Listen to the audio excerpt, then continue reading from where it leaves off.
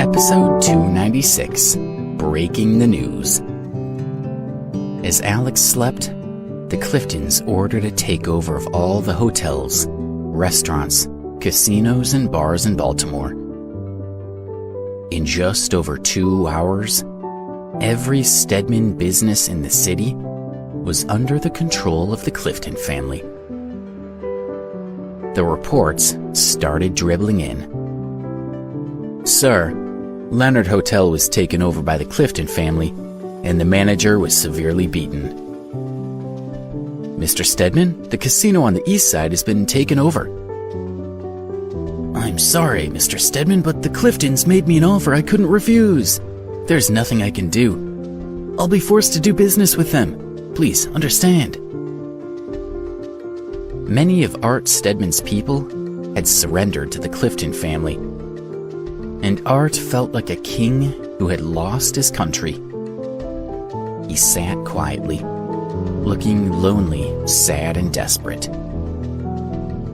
Chris watched his father, not daring to approach him. The phone rang again, and Art checked the caller ID. It was Tyson from the Blood Brothers gang. Art scowled. Tyson had sworn that he was sending people who were invincible within the martial arts world. What a joke. Art wanted to answer the phone and give Tyson a piece of his mind, but he knew he couldn't afford to make any more enemies.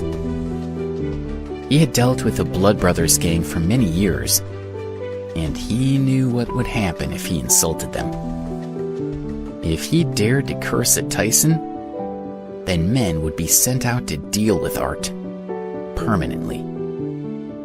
The Blood Brothers were useless. An American congressman had been killed on his way to work after he submitted a proposal about demolishing the gang's headquarters.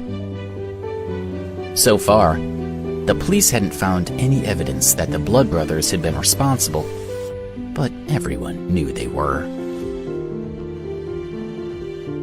Hello, Mr. Slade, Art said, suppressing his anger and keeping his tone respectful.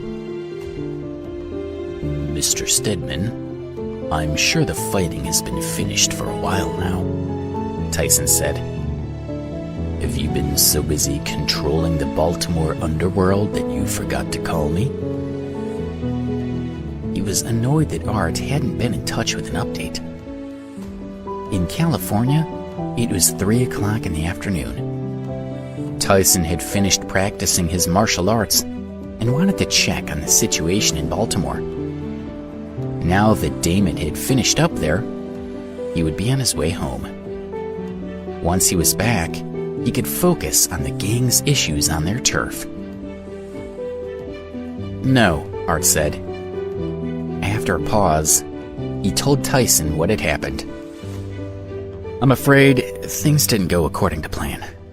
In fact, not only did Damon lose, but he's now dead. What? Tyson bellowed. He couldn't believe Damon had lost the match, let alone died in the fight. He was one of their most promising young members. Tyson felt the loss keenly. Who defeated him? He asked. Only a few fighters were experienced enough to have defeated Damon, and he wouldn't have expected any of them to be fighting in Baltimore. A 20-year-old man, Art said, the security guard at Johns Hopkins University. Someone that young? Tyson asked, surprised. He hadn't heard of anyone that age who could match Damon's skill. I never saw that coming. A 20-year-old man strong enough to have killed Damon. I really want to meet this guy. He didn't kill Damon, Art said. After his leg was broken, Damon felt he would never regain his martial arts skills, so he killed himself. That sounds like Damon, Tyson said. He knew there was no coming back. and if he couldn't work for the Blood Brothers, his life was over. Tyson sighed. Mr. Stedman, when my men arrive, I'll bring them back to help you regain the Baltimore underworld. I give you my word.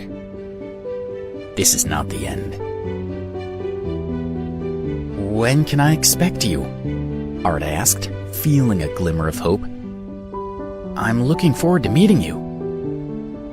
If the Blood Brothers came back quickly, Art could regain all his territory in no time. I'll start making plans right away, Tyson assured him. Also, I need to find the man who defeated Damon and deal with him.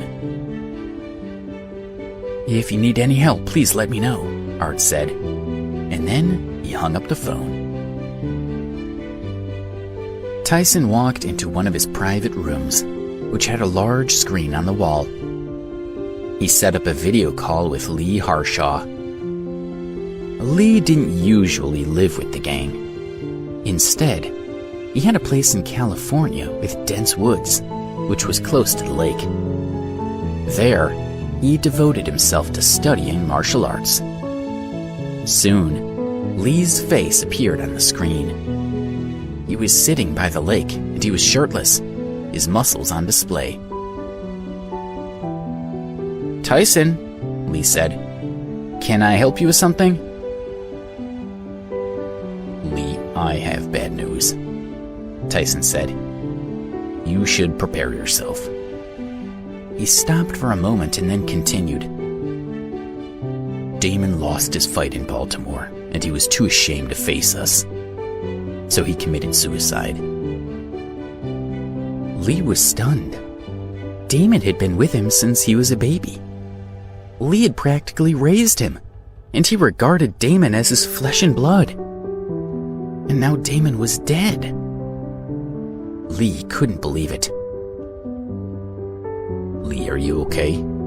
Tyson asked. When Lee remained silent, Tyson felt he needed to say something. Damon didn't want to lose face, so he decided to go out on his own terms. You should be proud.